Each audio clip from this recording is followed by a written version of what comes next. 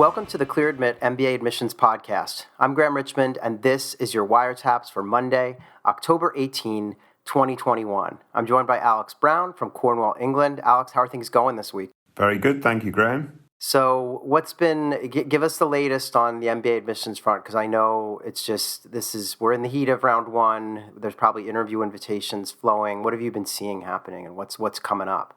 Yeah, last week we saw plenty of interview invites starting to come out from a lot of, variety of different programs. There are still a few programs that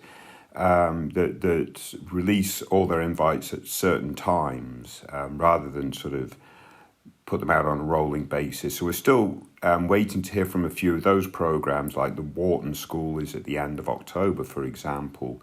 Chicago hasn't released any of its interview invites yet, but I am anticipating Chicago maybe this week. Okay. We'll be releasing their invites. We do know that Michigan Ross is planning to roll its interview invites out this week too. Not sure exactly what day or days, but this week for sure. So lots of invite activity, Graham.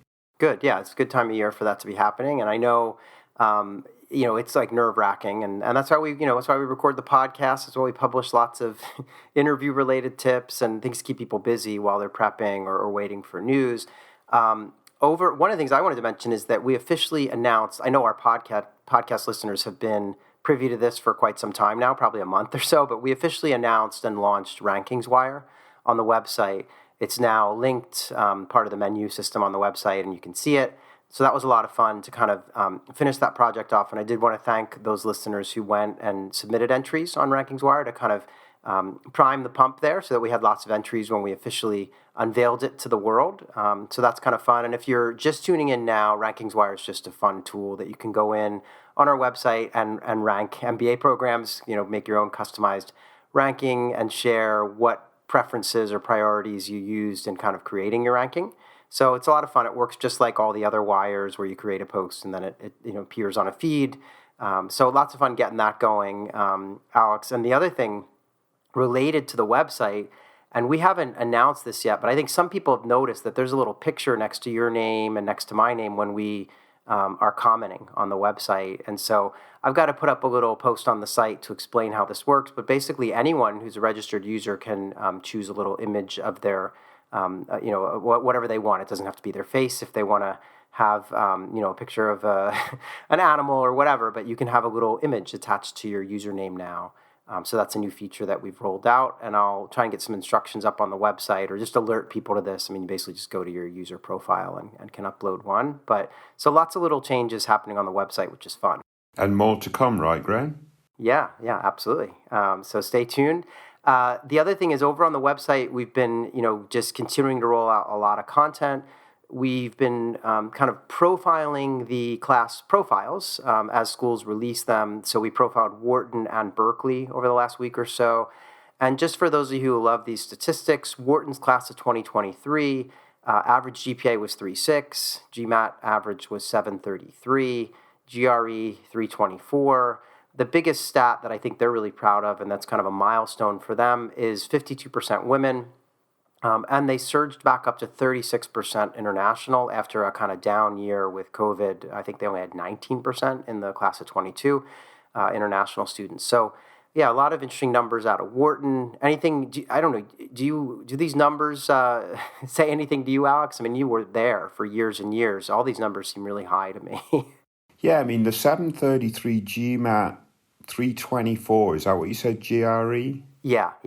Yeah, that's interesting because, again, is a 324 GRE the equivalent of a 733 GMAT? I wouldn't think so, right? No. So it's very interesting how these median scores differ per standardized test, and there might be something to be read there. I'm going to throw a question back to you, Graham.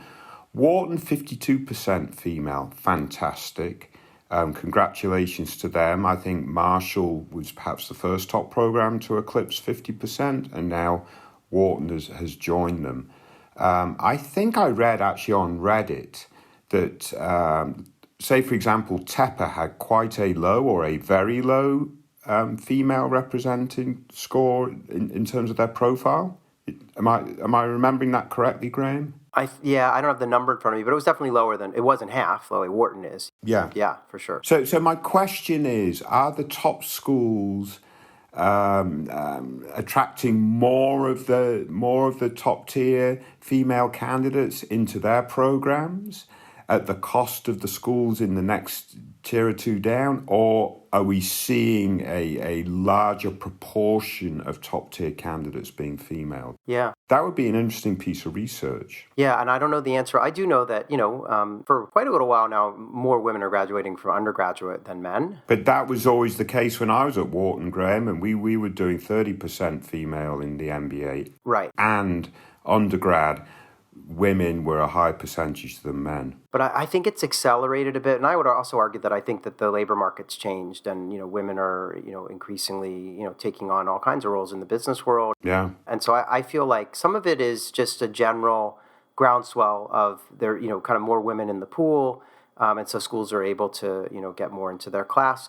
I also think, some of it could be related to, each program has its own kind of specialty areas that may or may not draw women. I know, it's probably market related too. Like schools in New York or big cities might have an easier time attracting female candidates. It's hard to know what's at play here, but you're right. It would be very interesting to research this. And, while we're talking about it, like if you look at Berkeley, which was the other school whose numbers we profiled over the last week or so, they have 37% women, which, in of itself, not a bad number when you think about, historically where these numbers are, but it's a big, it's a big leap down from Wharton at 52%. And so I was kind of surprised by that because I think of the Bay Area as having there's a lot of women working in all kinds of domains out there. So I was a little surprised by that, at least the contrast, because these are both, arguably top 10 schools.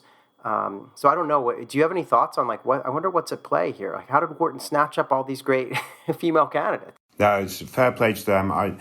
Have we done the HBS class profile? I think we did. I think it was one of the first ones. They've done that, so it'd be interesting to see. Yeah, interesting to remember where they're at. But anyway, we don't want to take up the whole podcast on this particular issue, but it is a very interesting issue. I think. Totally. I think there's no doubt there's a higher representation of female candidates at the top of the heap now. That's clear. Sure. And for a lot of the reasons that you state, I'm just wondering if some schools are able to increase their proportion of female candidates at the cost of other schools. Yeah, very possible. Even in an increasing pool of female candidates. Yeah, you may very well be right. I mean, frankly, I was just shocked at Tepper's number. I guess that's what I'm saying. Yeah, it was low.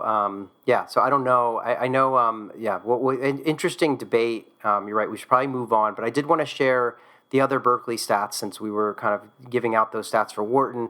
With Berkeley, it was a 3.67 GPA, 726 GMAT, 323 GRE, 37% women, 37% international. They have 14% of their student body identifies as LGBTQ, and 16% are first-generation college. So kind of interesting stats there. Again, all these class profiles are pretty stunning. I mean, it's you look at these numbers.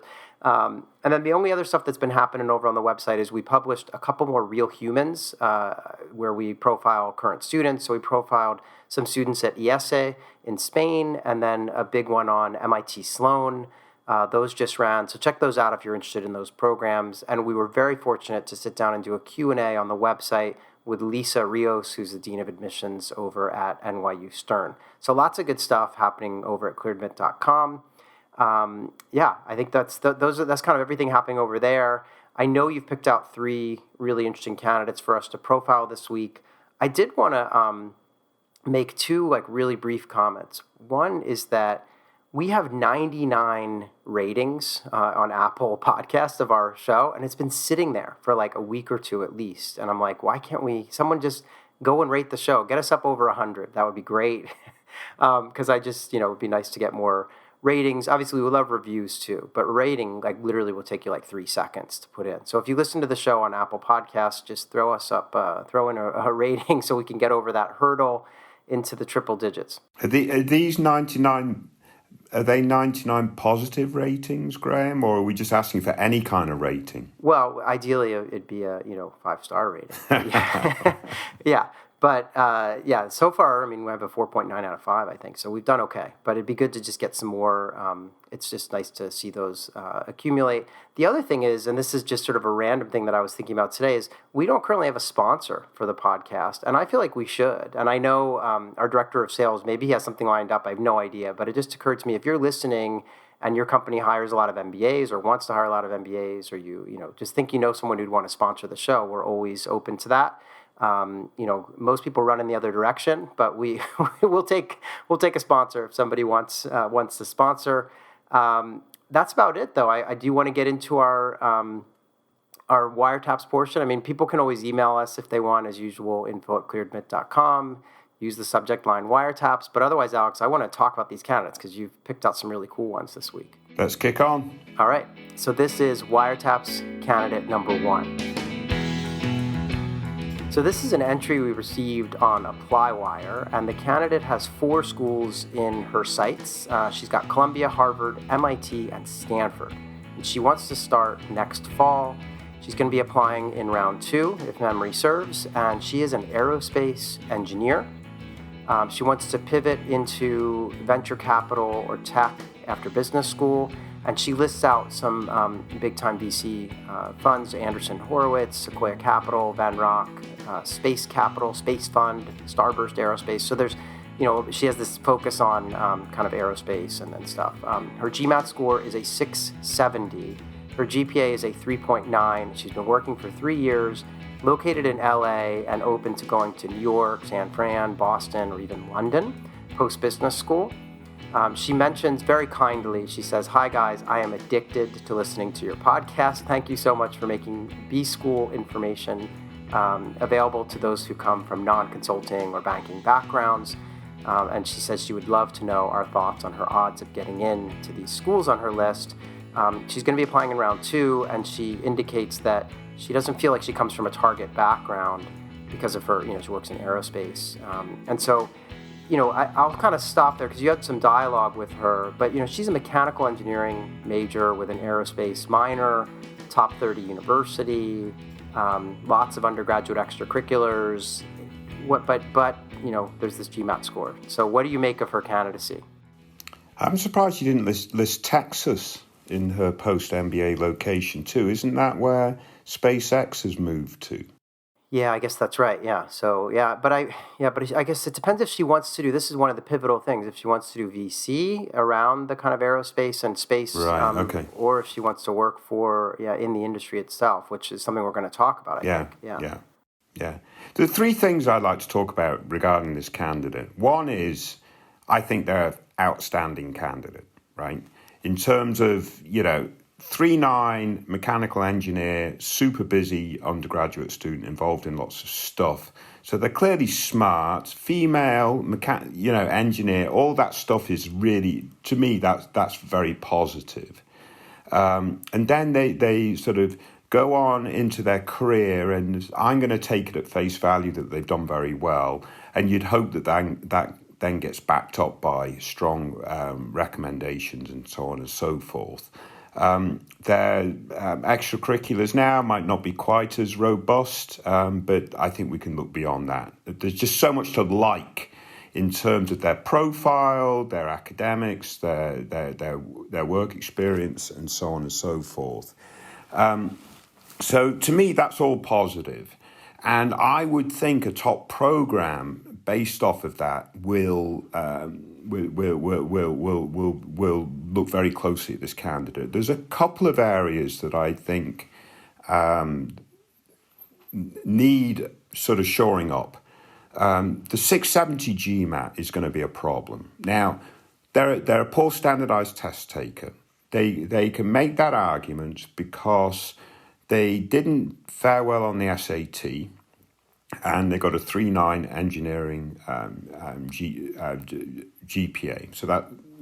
So to me, I can understand that argument. I would encourage them sort of to either take the GMAT one more time to say, look, I've made the effort, I've retaken the test, and I've come back with a similar score, or take the GRE and try to push a little bit above 320, because as we've just shown in these profile reviews of these top schools, those median GRE scores are not as competitive as those median GMAT scores. I think that's quite clear, Graham. I'm not exaggerating that point, right? Yeah, and this is something we talked about at the tail end of last episode. Yes. Where we talked about, is the GRE kind of I don't want to say a backdoor, but a way for schools to, admit folks who maybe aren't as good at standardized testing and who, they feel like they're not going to be punished in the stats for doing so maybe. So, yeah, it's very interesting when you look at these numbers, but I agree. And to me, this candidate fits right in that bucket. Yeah. That a school is going to want this candidate. They can show that they can do the work. They've got a terrific engineering degree. They've great work experience. Female engineers are not overrepresented by any stretch of the imagination. So I think that would be a good thing for them to do.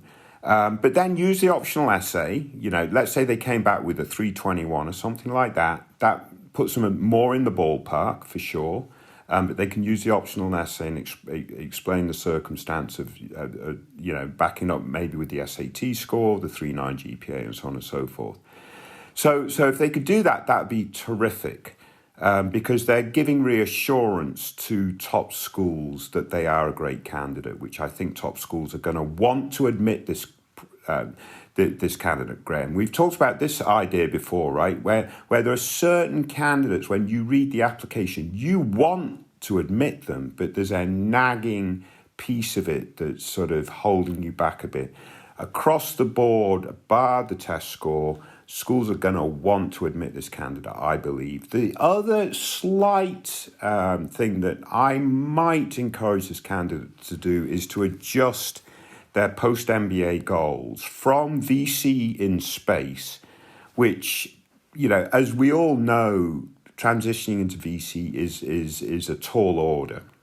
I don't know specifically about this particular industry, and maybe this candidate has a really good sort of access into VC in space, so ignore what I'm saying if that's the case. But going into a startup environment in space, in a strategy role, would make perfect sense to me, Graham, after MBA or doing consulting with a space focus, then startup, space, then VC. It just makes sure that their pathway is not only ambitious, which is great, but also plausible. Yeah, no, I agree. When you kept saying VC in space, and I was thinking, wait, that's going to be tough to set up a venture capital firm in space. Oh yeah. But I know. No, I agree. It is tough to get. Graham, I meant VC in the space. Yes, in the space. And speaking of language here, there was a line in her post that made me. So I agree with you 100% on everything you've said. I mean, I think retaking the GMAT or taking the GRE is vital here. I also think that maybe some adjustment to the goals, just in terms of if she were to say she wants to go back to aerospace or in consulting or, maybe in a startup role, that would be great. And then maybe longer term getting into VC, because I just, like you, always have concerns about the sort of short-term VC target for someone who's not coming from investment banking or from the VC space itself. I had to laugh, though. She has this comment, which is a very accurate comment, but I just thought the language was great. She said, "I'm very excited for the upcoming explosion in the space economy." And I had to chuckle because I was like, I don't think we should use the word explosion when talking about the space economy, because some people might be sensitive to that, as you see the rockets that Elon Musk keeps sending up and falling back to Earth. But in any event, I think you've summed it up really well. If I were her, I would go out and take either the GRE or the GMAT, just to be able to show that. And then if it doesn't work out, easy thing to write an optional essay about how, did really well in undergrad. I mean, look at her major and her minor. I mean, she did not have an easy path through undergrad, and yet she has a 3.9. So I think, as you also said, schools are going to be really wanting to take someone like this into their program. And so she just needs to give them a reason and to make sure that they're not scratching their head saying, there's this one sitting at the exam, it's way below our average, why didn't she give it that extra effort? So that would be my advice to her. And then, just thinking a little bit more about the goals. This is not to say, by the way, that she will not be able to go and work for a VC fund in this domain.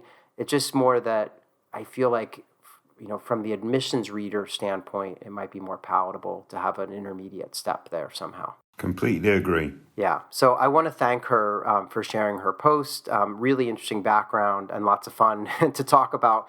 And as our listeners will hear, there's a bit of a space theme on this week's episode. So moving right along here, we'll get into WireTaps candidate number 2. So this is an ApplyWire entry that we received. The candidate is targeting 5 schools, and those schools are Arizona State, Carnegie Mellon, the Indian School of Business, Indiana Kelley, and Toronto Rotman. And they're also hoping to start next fall. They've been working as a process and quality assurance engineer, and they want to get into entrepreneurship after business school.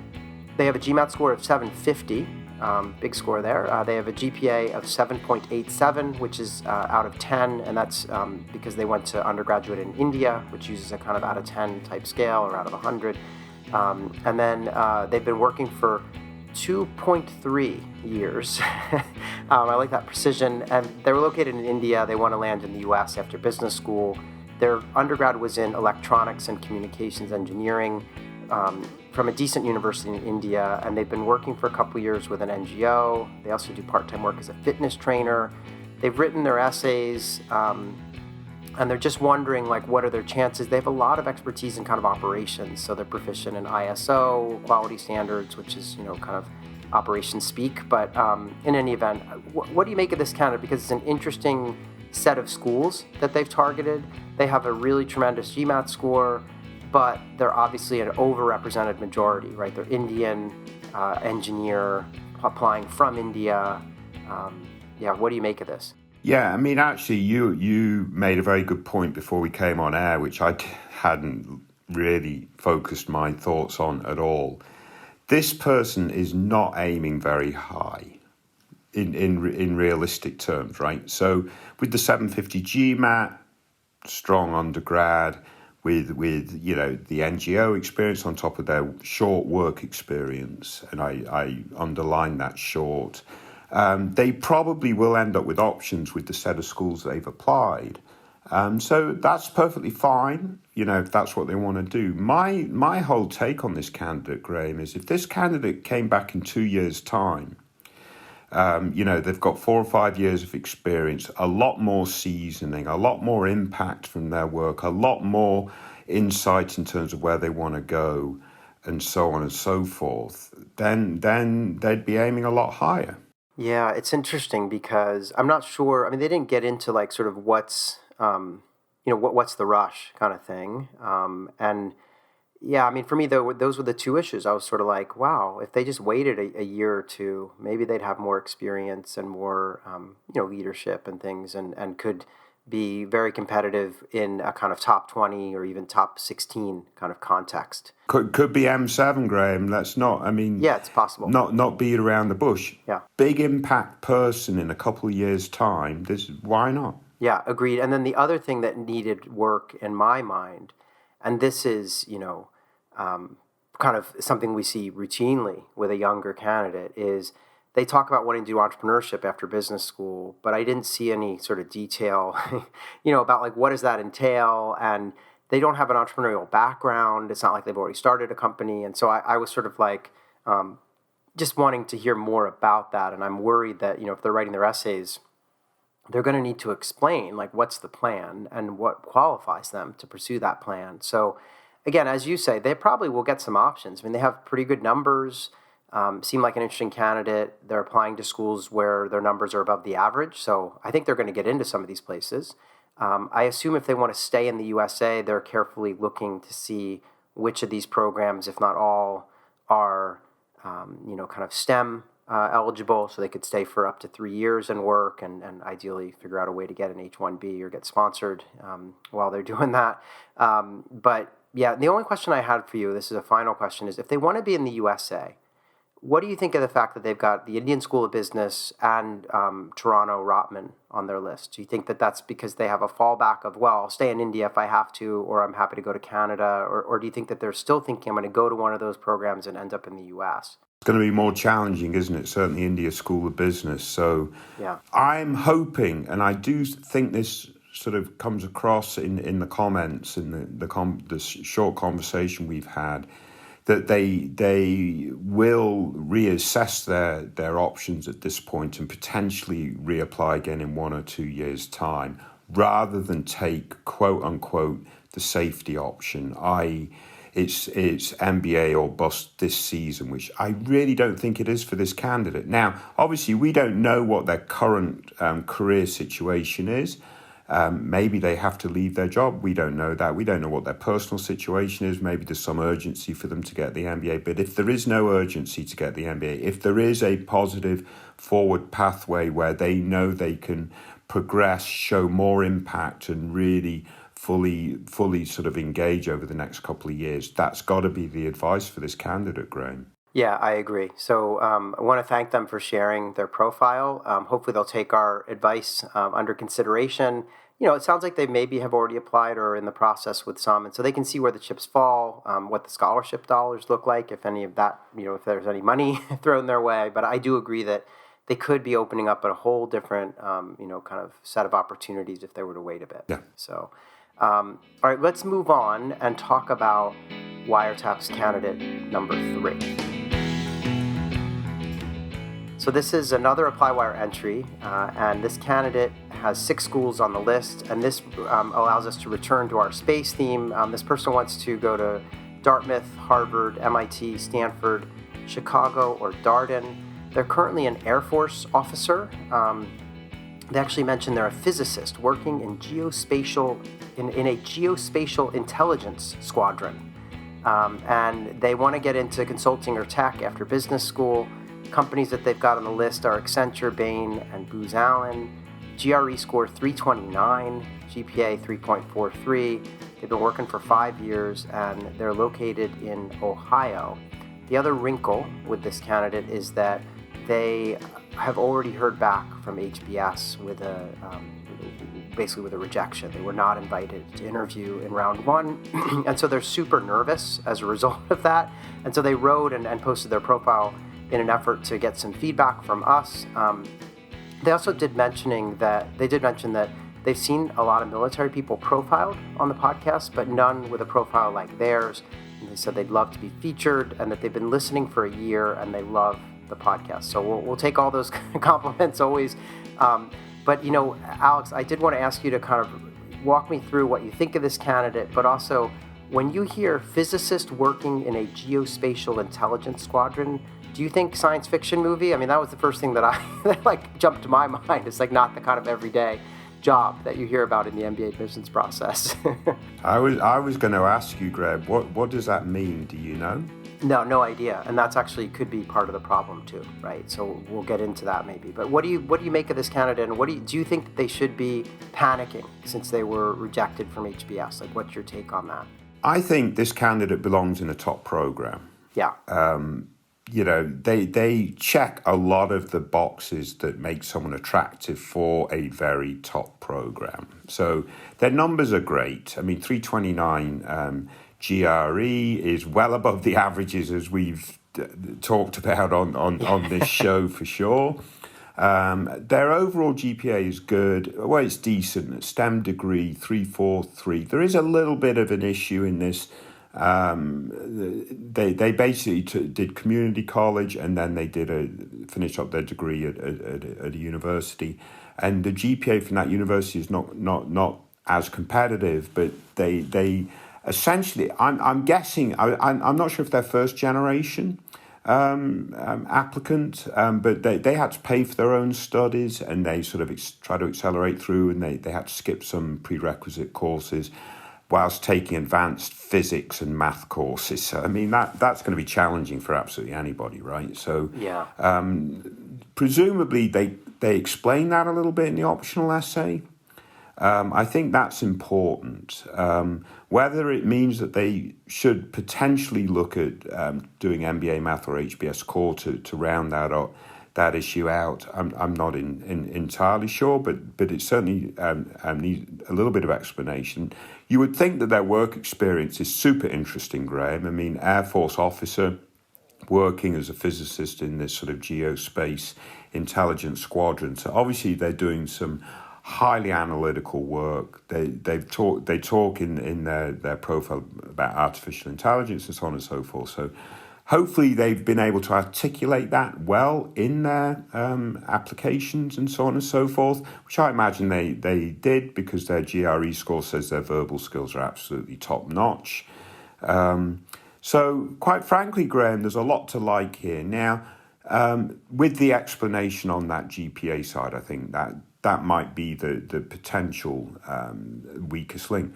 The issue of not getting an interview invite at Harvard, I get why that's nerve-wracking, right? So they're the first school to really roll out interview invites. It's shocking because they are obviously, bar potentially Stanford, they're right at the top of the heap.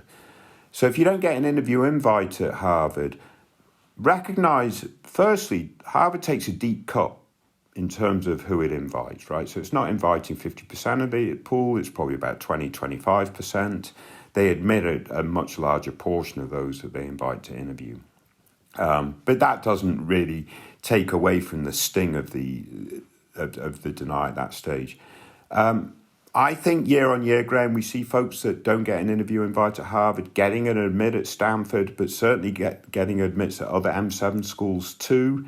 So to me, Graham, this candidate has to belong in an M7 program. Which one it is, I'm not sure. Making sure they explain the GPA issue.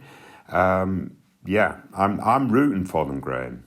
Yeah, I think that the GPA is explainable. And first of all, it's a 3.4. It's like only a tick or so below the average at some of these top programs. So I'm not panicking.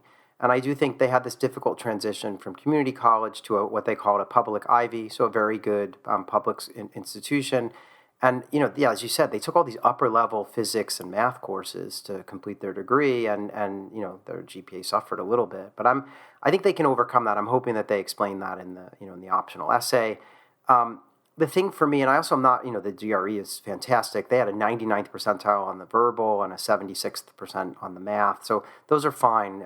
But the thing that jumped out at me, and I could be wrong here, but the thing that I got worried about, and first of all, I agree, you can't sound an alarm with an HBS rejection because they don't interview that many people like you're saying. But the only thing that sounded a bit of an alarm for me was, this sort of physicist working in geospatial intelligence squadron. And then later on, they talked about, working in scientific and technical intelligence, including, increasing capabilities in artificial intelligence. And so I was a little bit lost. Like, I have a sense of what they do, but I just a little alarm went off, like thinking, how good of a job have they done explaining what they do in real layman's terms for the admissions committee? So hopefully that wasn't an issue. And if they get interviews at some of these other schools, they'll be able to speak about what they do in very plain language.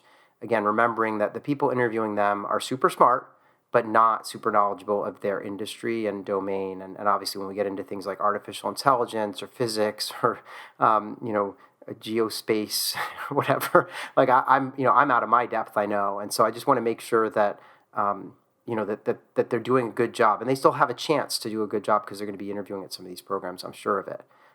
But yeah, I'm rooting for this candidate.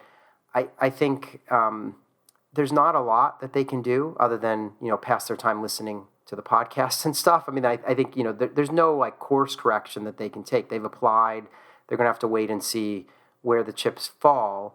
I did want to ask you, though, if things seem to be, continuing to go poorly for them, are there any schools that they should be considering adding in the second round? Like, I'm noting that, they have a lot of top schools here. They've got Tuck and Harvard and MIT, Stanford, Chicago, and Darden. But I'm noting so Wharton's not there, Columbia's not there, Kellogg's not there. I don't know if they should be thinking about that, and and maybe it's too soon. Absolutely. They should have Wharton and Kellogg on their radar, if nothing else. If they need to apply in round 2, they're going to be perfectly fine. Yeah. In terms of they're not overrepresented in the pool. So their competitiveness will be just as strong in round 2 as round 1. So, as they're sort of currently sort of trying to de-stress a little bit, maybe start looking at Wharton and Kellogg. For example, I wouldn't dip any lower than where they're applied. They're going to have to get into one of these programs. It's aiming at enough of them, I think, that just make sure that they do land somewhere. I don't think that they are really targeting reach schools here, Graham. Yeah, agreed. Yeah. So, and again, I think they're going to land on their feet. I have a really strong feeling that one of the schools they've applied to is going to come through, if not multiple. And that, again, we can't place too much stock in not making the cut at HBS because it's a whole other kind of ball game there. So we will see what happens. But I did want to thank that person for being a faithful listener on the show here. And yeah, just really appreciate them sharing their profile. Alex, thanks for picking these out. I don't know if you did it on purpose, but we had these two kind of space candidates this week. That was kind of cool. It's an area that we just hear a lot about nowadays in the media. So kind of an interesting development. And the other thing I was going to say is we forgot, but we're supposed to be telling everyone to buy the interview guides that ClearAdmit sells on the website. If you get an interview at a top school, we have interview guides. They're PDFs that you just download on our website. They've got all the questions you can expect to be asked, along with extensive instruction on how you should go about thinking and crafting, your responses, and lots of nice tidbits about what happens when you interview. Lots of really good information that just, for $20, you cannot go wrong in terms of making sure your interview goes well at these top programs. So take a look at our interview guides on the site, and please tell at least one person about this podcast if you're listening today. Alex, anything else from you? I think this was a lot of fun, and we'll do it in another week if you can make it back in 1 week's time here. Yeah, and I think if they're still listening after 36 or 37 minutes, they should tell two folks about this podcast. Yeah, fair enough. Yeah, two. All right. So, and remember to rate the show on Apple so we can get over that 99 number. But thanks again, Alex, and we'll see you next week. Very good. Stay safe, everyone. Take care.